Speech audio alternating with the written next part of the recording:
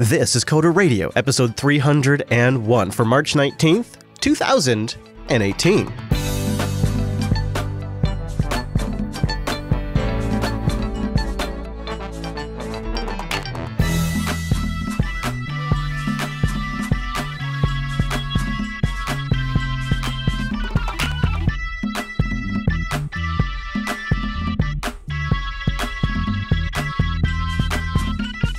Hi everyone, and welcome to Coder Radio, Jupiter Broadcasting's weekly talk show taking a pragmatic look at the art and business of software development and its related technologies. This episode is brought to you by our two great sponsors, DigitalOcean and Linux Academy. I'll tell you more about those great sponsors as this here show goes on. Why me? Thanks for asking. My name is Chris, but more importantly, our host. Why, he's something special. On the shores of Florida, it's Mr. Dominic. Hello, Mike. Welcome, Chris, to the new era of Coder Radio. You always got to really come in hard on that intro, right? You just got to come in hard and make sure everybody's got their earphones adjusted to the proper volume. I have watched enough Vietnam movies to know you always go in hot. Yeah, that's true. That's true. Always. And you know what? You stick to it. You are a consistent man. Well, it's good to be with you on the other side of 300. You know what? I feel like we were just doing this. I feel like we just did this like a couple of days ago. Well, St. Patrick's Day was a void. Actually, I have to say something. Oh, yeah? Because I've noticed, and I did not prep you for this, so this is another one of my curveballs. I have gained some sort of reputation for being a fan of the libations. I'm sorry, could you be more specific? Gin, beer, scotch. If we listed them all, it would take too long. I spent this St. Patrick's Day completely sober because my poor wife got sick through not drinking, but through the evils that is having a son that doesn't let us sleep for 72 hours in a row. You got to be tactical with your drinking. Yeah. And when one of your offspring is sick, you've got to avoid bringing the body down, because then it gets you more vulnerable to their infection. General plague-like structure. Yep. I just, eagle-eyed listeners will know I've been drinking tea for the last month on the show because kids are basically plague rats. That's true, and I got 3 of them. So let me tell you, right as you wrap up one, the next one. I don't know how you were alive. The oldest is sick again. You know, case started. They got to be sick. I have one, and he's sick at least a week a month. It's amazing. 25% of the year, this kid is sick. I don't remember being like this when I was in school. I don't remember getting sick that much, to be honest with you. Well, when you and I were kids in the Soviet Union, we weren't allowed to be sick, right? Uncle Joe Stalin would kick our ass. We had 2 things. The trains ran on time, and everybody got their cough syrup. That was the 2 things. And everything was licensed under the GPL because we were communists. So we've got some feedback emails that came in over at coder.show/contact. And you've got what? I've got a problem. Yeah, you've got a thing, like an airing that needs to happen right here towards the top of the show. So listeners know that I love System 76. You might be a super fan, perhaps. I am a super fan. And I will, full disclosure, I do have a small business arrangement with Ryan Sipes, formerly of System 76, going on right now, which has nothing to do with them, everything to do with the Mad Botter. He's doing some PR for us. What I don't love is their new marketing tactic. Because I had a plan, and it was going to be a secret, and it was going to be great, Chris. I was going to do a John Gruber detailed style review of Pop! OS 1804. And then I got a notification in my Google notifications that Pop! OS 1804 testing ISO. That's all I got. I looked, I'm searching for this ISO. Someone felt it would be a good idea to write a blog post that an ISO was coming, quote unquote, soon. Let me help you. Never do that. Give a date, give a download, or give nothing. And nothing is the best answer. I understand why you don't want to commit to a date. I am so annoyed by this blog post. It's unbelievable. So can you tell me what happened? Tell me what happened, brother, because I'm not familiar with what blog post you're talking about. It's if you just go to blog, System 76 is the current one. Okay. But we can find a link for the show notes later. Okay. My issue is that I love their concept of a OS for creators, developers, IoT, roboticists, all that kind of thing, right? I have been having people install Pop! OS here at the Mad Botter. So I have two interests in this. One, I want to make sure if there's any training curve that I can get ahead of that, right? Because that's a productivity hit. And two, I think someone needs to do these in-depth reviews, and I figure, why not me? Given that, System 76 Pop! OS has gotten a sort of beige reception, I figure I'm more friendly. Let me do the review, and maybe that can be a good thing for the community. But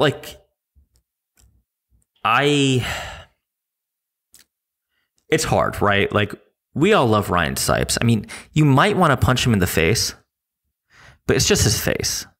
I love you, Ryan. Yeah, I mean, it could be his nuts. You don't. That's going too far. He hasn't done anything. He does. He used to have a bad habit of dressing like a, let's just say, questionable magician. Oh, that's a long story. The new community manager, who I hear is a nice guy, I have never spoken to. I've met him on a couple of occasions. Just actually, while I was at Scale, I had a couple of conversations with him. And I want to be fair, because I don't like making things personal. Like, I don't always do like the blogging for the Mad Botter, right? Sometimes other people do that. I always do my own blogging at DominicM.com, but it's not true that I do 100% of the Mad Botter's blogging. So maybe like the community manager doesn't, I don't know what the corporate structure is over there. Maybe they don't do it, but like sending a blog talking about an ISO that's quote unquote coming soon is like saying to your dog, I will feed you quote unquote soon TM. Wow. Right? Like that. Wow. You were really fired up about this. I'm a little annoyed by this because it's obvious clickbait. And like, I really, controversy time, I feel like System 76 is the Apple of the Linux community, or that's what they ought to be. With all the positive, I'm talking like 90s Apple, positive connotations, late 90s. So like, don't do really like scumbag marketing moves to get clicks. If you have an ISO, give it to me. If you don't have it, then don't. But don't talk about it. But isn't Pop! OS, isn't maybe Pop! OS more about branding and positioning System 76? It's a marketing thing. Yeah. Right. Listen, my hope is that Pop! OS, I have a dream, Chris, that one day I can just order machines from System 76 that are completely stable with Pop! OS, and I have nothing to think about, right? That is, you know what, the customer service people can use them, QA people can use them, and it's all good, right? It's just out. You open up out of the box, and it's pretty much good to go. How is that different than, say, Ubuntu 18.04 LTS, though? It's different because I'm talking about pre-installed. Oh, okay. I see. Yeah. So that's part of it, is you want a vendor that supports it, and you want somebody you can call up on the phone when you have a problem that I can yell at. That's the big one. Yeah. What I don't want is like this odd focus on marketing. Which, why would you tell me an ISO is coming soon if not to hype and get clicks? Right. That is exactly why. 100%. You could just give me an ISO. And I don't mean me personally, I mean everyone, right? This isn't like Mike is mad he didn't get an early release ISO. This is Mike is mad because I thought they were better than this. And I feel bad because like I've met them and I like Carl and I know all of them, but like if this is the direction you're taking your marketing, reevaluate. Well, I think you've got a good idea.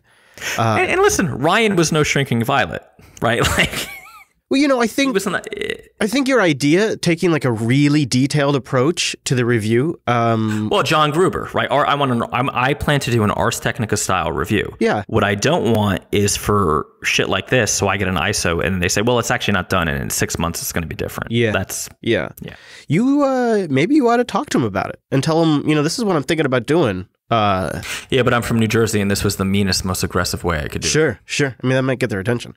But that might be a way to go about it. Say, hey, I'm thinking about doing this.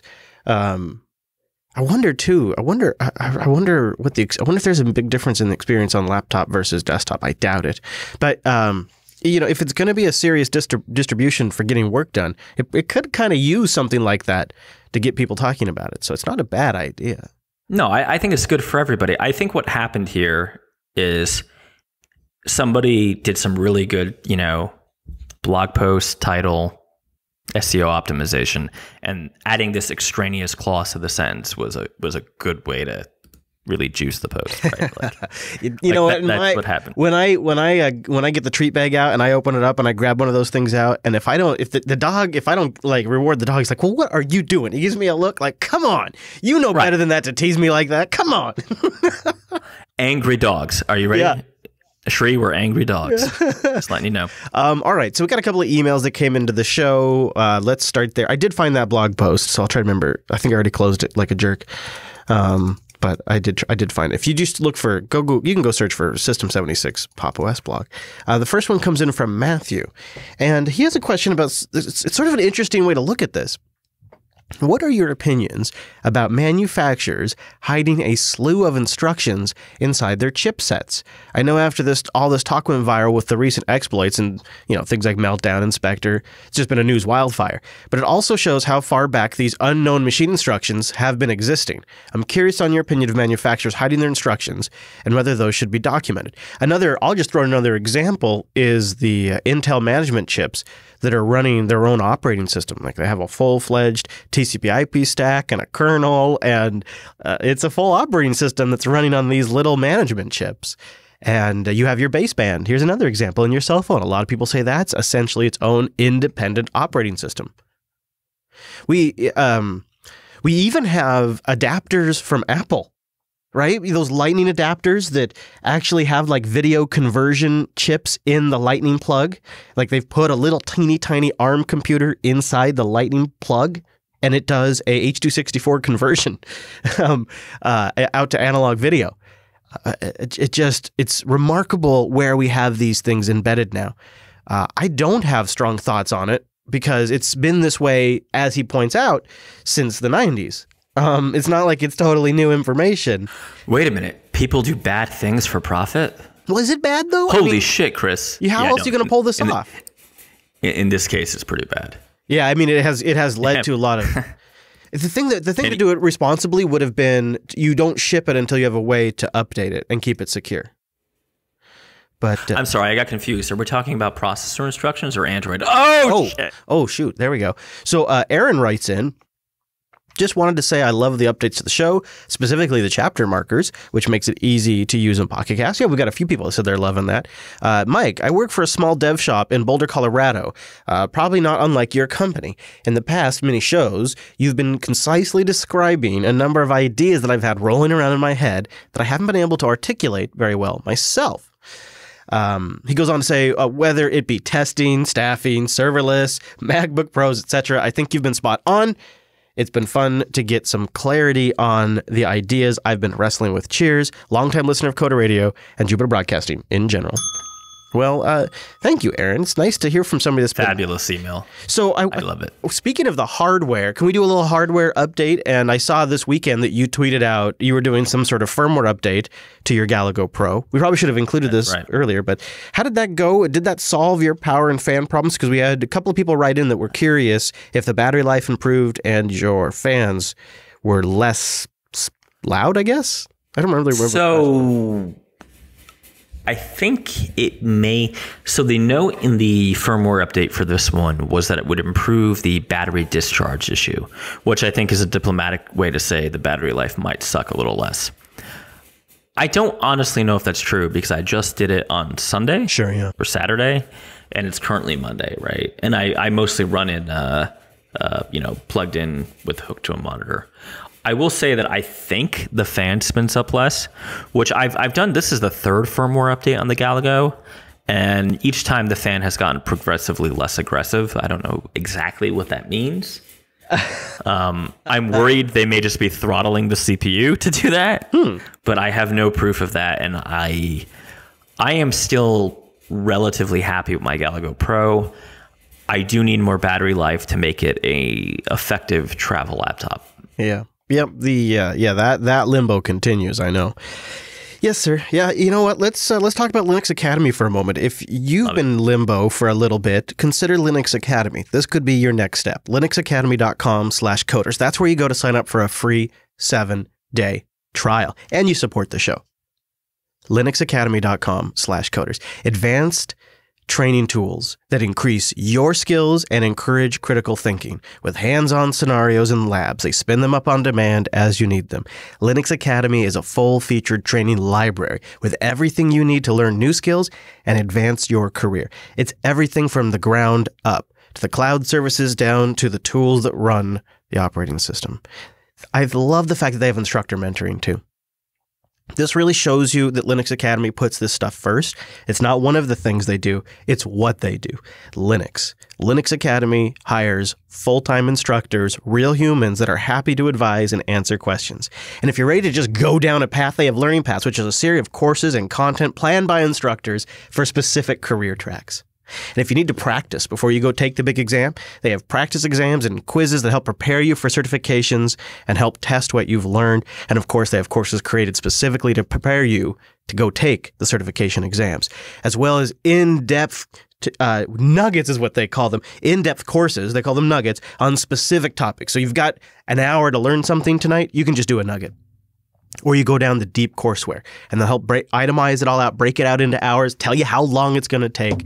It really helps me wrap my head around it all. linuxacademy.com/coders, as well as study guides and downloadable comprehensive resources and lesson audio, iOS and Android apps, and their course scheduler. It makes it possible to work with your busy schedule. Support the show and get a 7-day free trial by going to linuxacademy.com/coders. linuxacademy.com/coders. And a big thank you to Linux Academy for sponsoring the Coder Radio program, linuxacademy.com/coders. Mike, I slipped this one into the show notes right before you connected. There's two big announcements this week that happened about 5 hours ago as we record this episode. The first one is they're both around gaming, which we don't talk a lot about, and they're not games themselves, but the backend services for game developers to use. Amazon has a new API that they're announcing called Game On, and it helps developers add like esport competitions and rallies and leaderboards to their application. They provide all the backend infrastructure, but it's got a really unique Amazon twist on it. So picture it. It's Sicily, 1983, and you're working on the next big app, and you want something like a race feature or whatever, and you use Amazon's backend infrastructure for it because it's powered by AWS, so you know it's going to be pretty solid. But fittingly for Amazon, there's also a product fulfillment aspect to the new API. So competition organizers like developers or people that are running the games can offer up real-world prizes to players, assuming it's available on Amazon.com, and then Amazon will handle the process of getting it to the winner. So the developers don't have to deal with any of that intermediary stuff. So say you want to send somebody gaming goggles or a new gaming keyboard as a reward for maybe being the champion for a weekend tournament. Now we'll just be able to present the winner with a box. They tap that, the window opens up to the Amazon page, they log into their Amazon account, click a box and the next box to accept the prize, and they're done. The prize is on its way. The developer never had to touch any of that. Competitions, as far as the API go, could be open to all. They can be locked down on regional basis, even tightly GPS restricted. Game On is, of course, built on top of AWS. It's designed to work cross-platform. As long as your game is available to make API calls to the internet, you can use it. Be it mobile, console, desktop, it should all work just fine, Amazon says. And they've tested it with some games already. Now, at the same time, Mike, check this out. Facebook also making a play 3 hours ago. 3 hours ago, just a little bit after Amazon's announcement, Facebook announces that they are going to integrate an API into games for developers that will allow them to live broadcast their game into the Facebook newsfeed. And Facebook will also offer a reward system to reward fans who watch by providing in-game items or bonuses. And Facebook is positioning this as a potential to let your video streams have viral growth and perhaps sell more copies of the game when you see it in your Facebook newsfeed. And you could have a little link to the game in there. Facebook's going to provide an SDK to make all of this work. It'll be one-click broadcast for the gamer, and then on the news feed, it will have the game. It'll be for somebody that you know, and it'll also have a little link to buy that game. And then you can also have in-game rewards that are rewarded via Facebook. How about that? Crap, it's Godzilla versus Mothma. Isn't it interesting that just within hours of each other, they announced these big SDKs and APIs and all of this for video games, and it's both of them are targeted at desktops or mobile. You know, as I was muted and you were reading about Facebook having this too, all that came into my head was the 90s Mortal Kombat movie, the kid screaming, Mortal Kombat!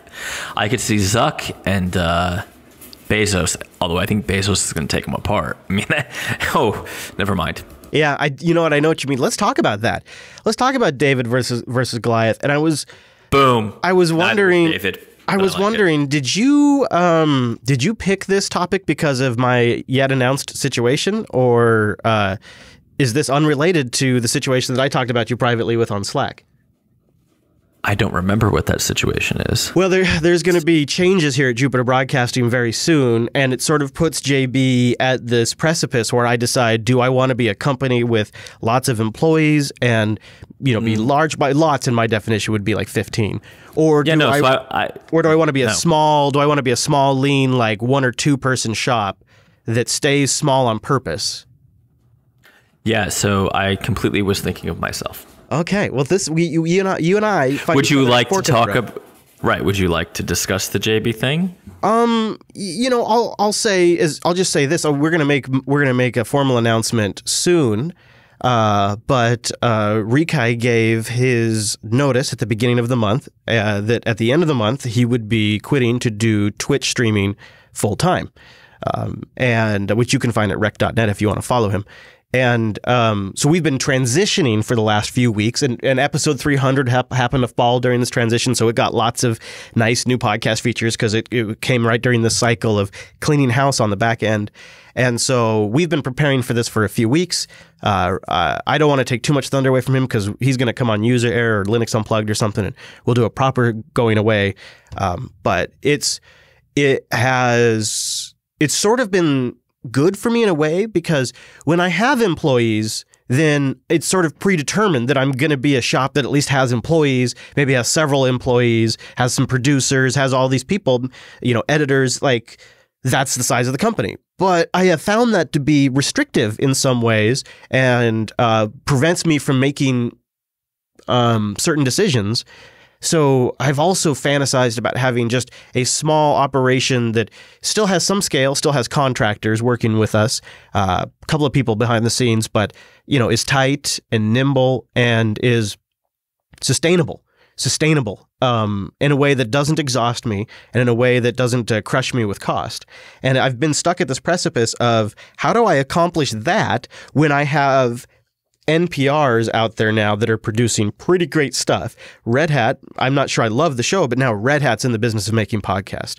Like, this is starting to become an area where people can just have, like the New York Times has a daily news show, and they have 15 people working on just that one show. Just one show has 15 people. One guy to go get quotes, one gal to go get music, one person to do research. Like, it's just 15 people for that one show. And I'm talking about doing 8-ish shows a week, 7 or 8 shows a week with really 1 or 2 people behind the scenes, having worked with working with our hosts and working with our contract producers and stuff. But I'm trying to decide, can I be a small, high quality shop that is proud of what it produces, that can remain competitive with the large podcast networks that are now setting up because they have a presence in traditional broadcast. It's like this. It's a huge type of competition because fundamentally we're all competing for people's time. People only have so much time in the week to listen to podcasts. Right. Right. So it is funny. We are really on a parallel road here, right? I put in our doc today as a potential title, Being David, right? And I put the segment as Staying Small, David v. Goliath. I have been on a similar journey. I think we've hinted this in the show, right? Where, my business has gone through its ups and its downs and its downs and its ups. And most of that was some mistakes on my part, but like as the mobile market matured, bigger players got into the game, right? And I talked about on 300, which was just Thursday now, about when I first opened up the first time. It was me and 2 other companies, I'm using in quotes, little LLCs or S Corps in New Jersey that were the mobile developers, right? That looked very much like me in terms of like capital, i.e. none, structure, process, all of that stuff. In fact, the reason I wrote the show notes the way I did today was over time, I think we've talked a lot about this a lot for me on the show, where I've had to compete with competition that I don't understand, right? Like the Goliaths to my David. So the big marketing companies who decided they were just going to throw money at the mobile problem, and mobile development would be a loss leader for them, right? Because they're really selling ad services and ad buys and all that stuff. Which, yeah, boy, that's true for my industry too, with some of these large podcasts. Right. Or, I don't mean to exclude one nationality, but frankly, Indian companies who, if I say $10, they say $5. Right? They can basically do a project at less than my cost because I have one of my core values is I only hire US people. And that's for practical, but also non-practical reasons too, right? So it puts me in a position of always fighting the bigger man. And then there's the other side of it where, the ThoughtBots of the world do in some level compete with me, but for me to win, the client must not be able to afford ThoughtBot, right? Like that's the answer. I've been doing this for 10 years. I can't think of a case where I beat them. And they're more expensive, right? So I would, and for good reason. I mean, not that we do bad work, but they're bigger, right? And they're the Goliath to my David. And I don't mean to single them out because there's lots of Goliaths, right? There's Pivotal, McKinsey & Company is starting a consulting tech wing, right? Which is a goddamn nightmare to me. PwC has one too.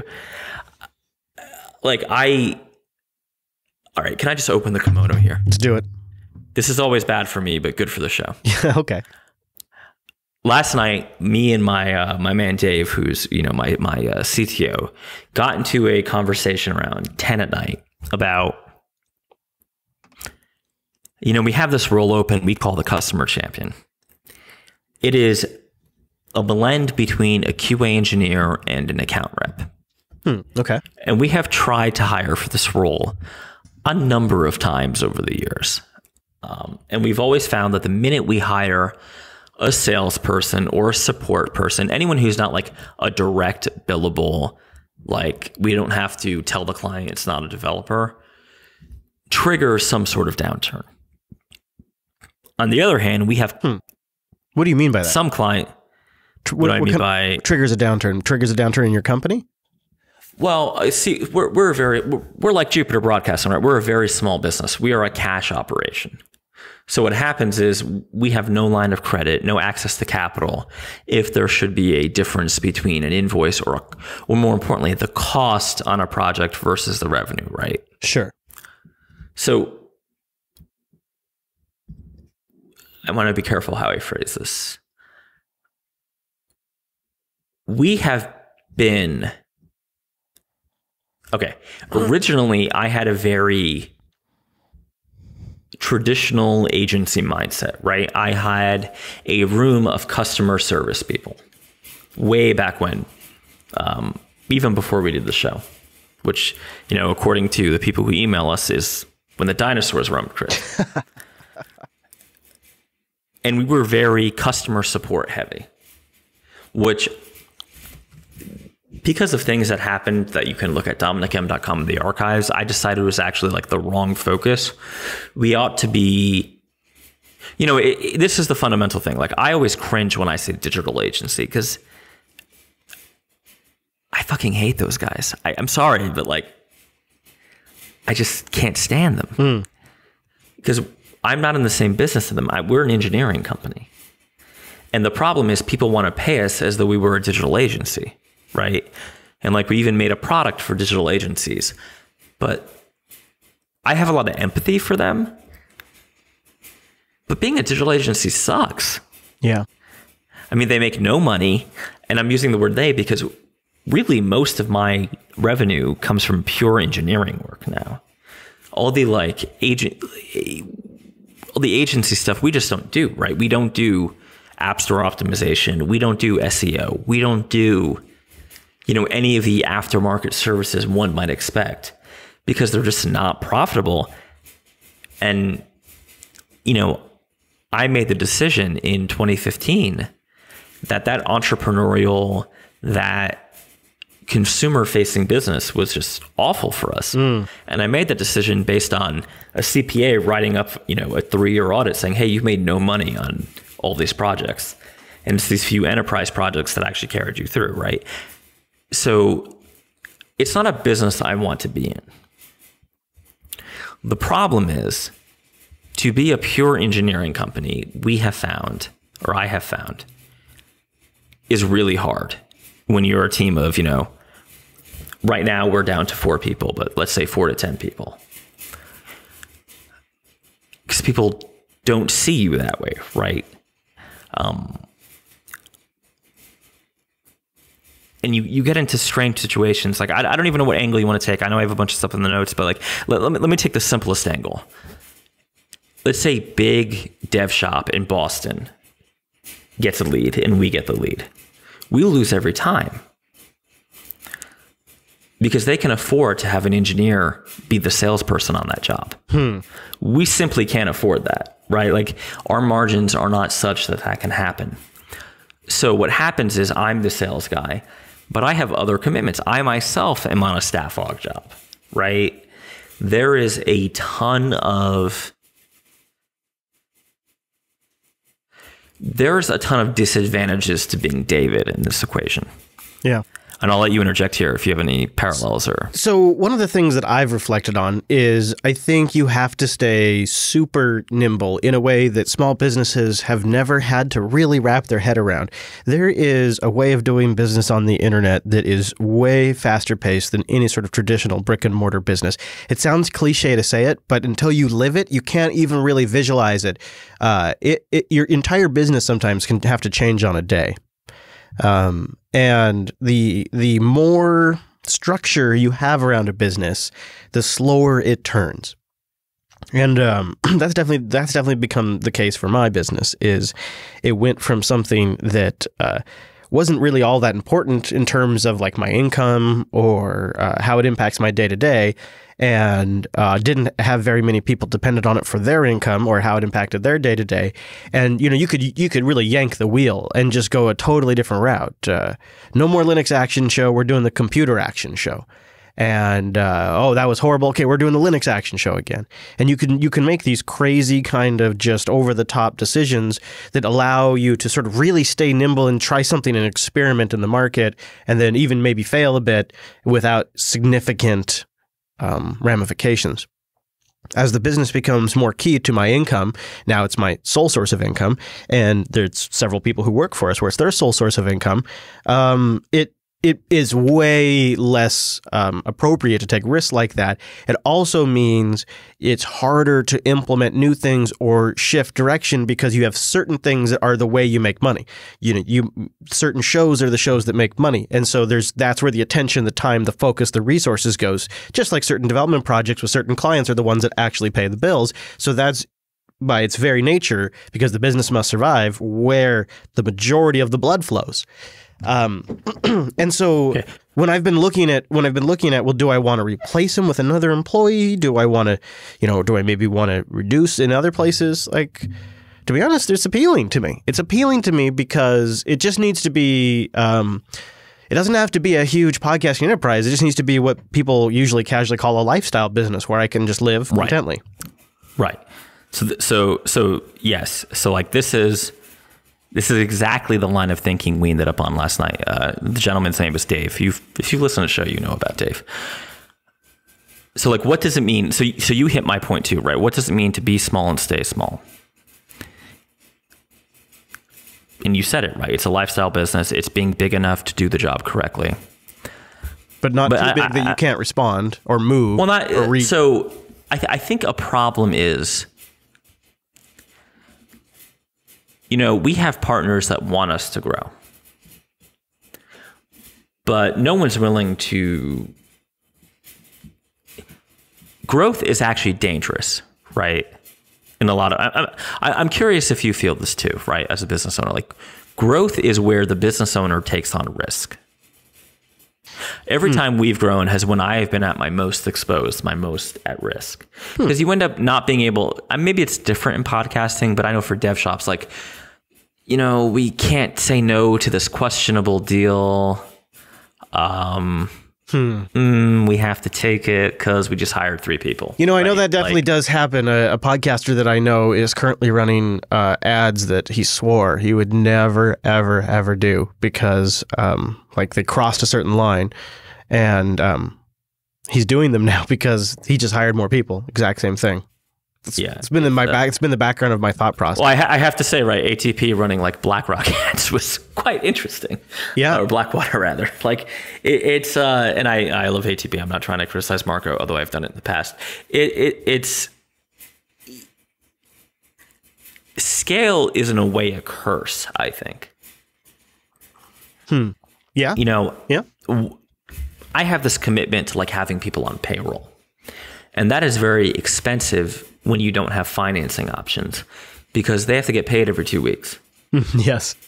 Come what may, right? Yeah. Client stiffs you. I have one client who pays us when he feels like it.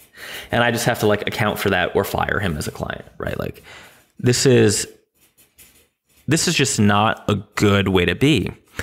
And, you know, you're dealing with all these Goliaths, I'm sure in your case, right? Twit, Relay, right? Like I'm sure, you know, although I don't think Relay is really bigger than you, but Twit, definitely bigger than you. NPR, Wall Street Journal. Yeah, I have ThoughtBot, Pivotal, and you know, it's really mostly ThoughtBot though that keeps me up at night, to be completely honest with you. So I have a choice, right? I think you are David. I'm David. Look, I'm a little Jewish guy. I'm right here. Here's the giant. What do I do with Goliath in front of me? Do I A, follow the Bible, take my slingshot out and take a shot at him? Do I B, avoid him? Do I run away? Right? Running is an option. Or do I try to make a deal with Goliath? Right? Can you partner with Goliath? And I think this is a great place for an ad. All right. That's a good question. Can you, wow.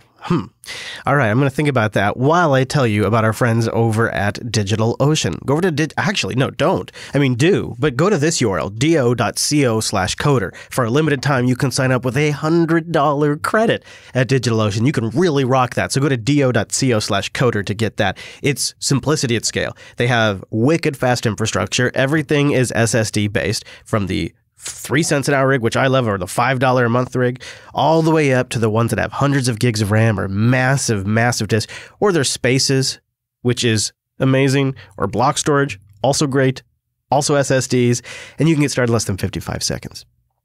They have data centers all over the world. They get out of your way so you can just start building and deploy applications. And if you want to deploy something that's completely built, like with an Ubuntu LTS base or a CentOS or Debian base and a Docker container and all of the things you need between done, they have lots of great choices for that. And if you want to build it yourself, even using FreeBSD if you like, you can also do that. Just start by going to do.co/coder. And now DigitalOcean is rolling out flexible droplets. For $15 a month, you can mix and match resources depending on what your application needs. Love that. do.co/coder to take advantage of that. And once you go there, check out some of the great free open source tools that have been built around the DigitalOcean API. So that's what happens. You know, when DigitalOcean rolls out features, it's all in the API. It's all clearly documented, easy to understand. So you have a great community of builders that are creating applications around it. This one I thought was particularly great if you wanted to speed up a WordPress site. DigitalOcean Spaces Sync. This is a WordPress plugin that will sync your media library in WordPress to a DigitalOcean Spaces container to really speed it up, to make that page load faster, to help with your Google page rank. This is a great way to go. It's a free plugin built around the DigitalOcean API. DigitalOcean.com, do.co/coder. And a big thank you to DigitalOcean for sponsoring the Coder Radio program. do.co/coder. Hey, you know, before we go on, too, should we just do a one quick plug skis. We have the Coder Radio 300 swag and merch. Teespring.com/Coder300 for the t-shirt or the hoodie in multiple colors. Man, that hoodie is like, oh man, look at that blue. That is a handsome looking hoodie. That 300 logo really pops on there. And of course the t-shirt, it is getting warmer out sooner, so maybe go grab yourself a t-shirt. We've also got the Coder coasters, which people are loving. You can get them for $1.50 a coaster, and I think they come in like 6 packs. Go grab a few. These will be going on for a little bit. We'll have links in the show notes because it's a Zazzle URL. I have some right here. Love them. Coder coasters. And then one, we have the poster. We have the poster. Too. I was going to say, Anne just sent me the poster. That is a fine looking poster, Chris. Oh, you got it? You got the poster? Well, she just sent it to me, but she sent me a proof of it first. Yes. I have seen it, and it is a great poster. I love it. So I'll have links to all that: the shirt, the hoodie, the coaster, and the poster in the show notes to celebrate 300. Now we're on the other side of it. We're on 301. Doesn't it feel weird? So can you team up with Goliath? Is that a thing you can actually do? Is that even an option? I didn't think that was actually a possibility. So I have been facing Goliaths of a varied sort, right? And I do apologize to Thoughtbot because I keep using them. But the reason I use them as an example is they're well known. And frankly, there's nothing I can do that would hurt them. So competing with them was basically suicide. Because going toe-to-toe with Thoughtbot on Rails development was like going toe-to-toe with Evander Holyfield on, fast maneuverable boxing. Wasn't good. It was not a good idea. The only thing I had was price, right? Like competing on them with price was a different ballgame. Or location right there in Boston. At the time, they had no New York office. Then they had a New York office, and that was less good. Avoidance. You can avoid Goliath. You absolutely can. Let's take, again, I'm using myself as an example, but we can use Chris in a second, just to be fair. I could just simply not sell Rails services. Thoughtbot doesn't do much beyond that. They do a little bit of mobile, but they insist on native, so I could do cross-platform, right? These are all, if you've listened to the show for a long time, you'll notice these are all things I've done. Chris has I don't want to put words in your mouth, but is it fair to say that you have a Linux focus, which like Twit doesn't? Yeah, absolutely, yeah. Right. So I feel this show being super Mac focused is not beneficial, even though we were first, by the way. Does not help us because the Mac people got wise and they stepped up to the plate. They got plenty of shows. I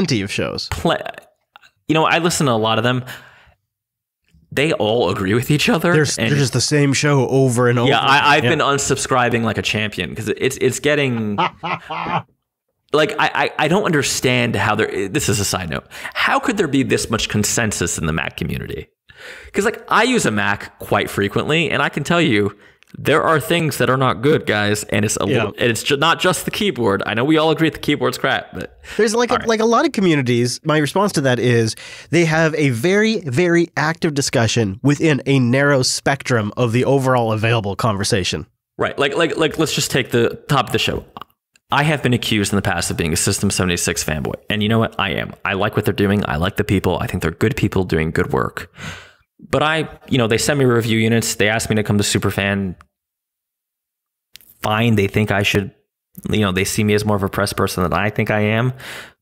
But then I'm going to tell the truth of what I actually think, right? I feel no loyalty to lie to them. In fact, I would argue that if you are an Apple fan or a Dell fan or a System 76 fan and you're just sugarcoating stuff, you're afraid to say what you think or the truth on a platform, then you are actually disservicing them, right? Criticism is good, right? I do read the comments. I ignore the trolly ones, but you know what? I think I should get a shield for my sound quality for the show, right? Don't you feel that way, Chris? Valid criticism is actually a favor. Yes, I agree. And healthy. It's healthy for an ecosystem. Yeah. Yep. I was just, I'm getting to the end of season 1 for Tech Talk Today. Just ran that as a little experiment, asking, if we do a season 2, what do people want? And some of the changes people want aren't ones that I'm like, oh, really? Okay. But then I think about it and go, okay, that's what they want. Then that makes sense why they want that. That's what the market wants. And so I don't really, nothing is so perfect of my own that it can't be criticized. I mean, it's... Right. Listen, I've written infinite loops, right? Everybody makes mistakes. Yep. So can you partner with Goliath? I want to say Not really. Yeah. I have tried several times. Right. And I actually don't know if you've tried. Do you want to jump in here or do you want me to take it? Boy, it's, tried is an interesting, there has been back and forth conversations like between us and Twit over the years. And they sometimes are fruitful and sometimes they sort of get lost, just sort of being passed around between people or whatever. And I don't have a big appetite for that either. So I don't know. It's really a challenge of getting on their radar before they'll be willing to talk to you. So, and they're in kind of a different category, not Twit, but like say NPR. They're kind of in a different layer. Their business is fundamentally different, right? I would say Twit is more like you than NPR. Yeah. Right, for sure. I mean, well, NPR is also not profit. I mean, they're kind of a crappy example, but what I have found is bigger companies, and I'm not just thinking about in fact, I've never actually spoken to Thoughtbot because I feel like I already know the answer. I've spoken with platform vendors, and if you listen to the back catalog, you might know who I'm talking about. They always say the right things in the meeting, right? They promise a lot of stuff, but then when you hit the mat, we used to be 14 people. And I tried to call on a partner of ours to help when we had a slight downturn. And they basically said, well, technically we didn't sign the paperwork and no, right? And that has I've tried to put that behind me. But the reality is at the end of the day, you're going to, I don't know if you're an old music fan, but the Eagles, Doolin Dalton, you're going to that shootout at high noon alone, right? If you own a small business. And yes, it's weird. I have partnered with other small businesses and you know what? That has been good. Partnering with the big guys like the insert blank contracting company that has lots of Google ads, if you ever search mobile development in Google, or insert platform vendor that is a fan of certain sharp languages, they're always there until you need them. Because what you really need as a small business is, we had a downturn, we had an unexpected cancellation. You said you could funnel me clients. I need a deal and I need it, within 90 days. Well, actually, you don't qualify. Right. There's always some sort of issue. And maybe it's as simple as we took your show out of the featured section because you said something bad about us, a la Apple. Or maybe it's a certain company who now preaches about empathy in a book that was way too early to be written because really they are who they've always been. And Brian Lunduke is right. I don't know, right? I don't want to call people to task. I just want to say that in my experience dealing with the big companies, they say all the right things. They will buy you a very nice lunch. And let me tell you, run up that bar tab because that's what you're going to get. Yeah. Other than that, maybe you get a couple of glasses of Johnny Black. But when you're on the mattresses, when you have a client that can't pay or doesn't pay, or you need, and this is probably particular to engineering shops, when you need them to, all right, you told me for a year now, you've been telling me you could funnel me work. Well, actually, we sent it to this offshore shop. Sorry. And there's nothing you can do about that. Mm-hmm. It's like the scorpion that rides on the back. It's a good friend of mine's very keen to tell me about the scorpion and the frog whenever I get upset about this stuff. A scorpion is a scorpion is a scorpion, right? Doesn't matter. It will always sting you.